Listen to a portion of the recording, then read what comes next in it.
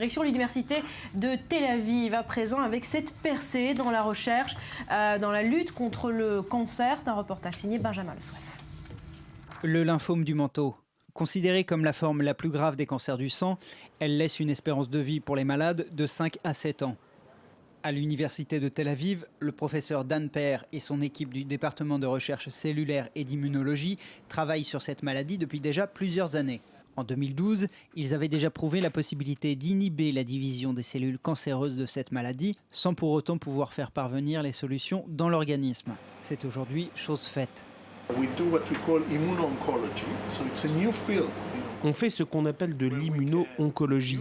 C'est un nouveau domaine dans lequel on peut, en utilisant ce GPS, identifier la bonne cellule. La particule entre dans ces cellules lymphomateuses et libère la charge utile. On va vers le champ d'une médecine personnalisée dans laquelle on sera capable de séquencer les échantillons du patient et créer un nouveau médicament basé sur cette maladie en particulier.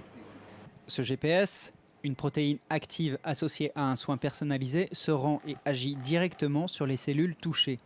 Les tests, qui n'ont jusqu'à maintenant été menés qu'à titre expérimental, ont donné des résultats particulièrement encourageants. Menées en collaboration avec plusieurs hôpitaux israéliens, ces recherches ne devraient pourtant pas atteindre les patients dans l'immédiat. C'est une percée parce que ce mode d'action n'est pas exclusivement réservé à ce type de maladie, mais peut être utilisé pour d'autres troubles. Donc d'une certaine manière, c'est universel. Je pense que ça prendra un certain temps avant qu'on la mette en place cliniquement pour cette maladie, mais il faut y réfléchir et, espérons-le, l'utiliser un jour. Grâce au progrès des nanosciences, de nouvelles thérapies génétiques émergent et ouvrent le champ de la médecine dédiée. Des recherches qui pourraient être salutaires.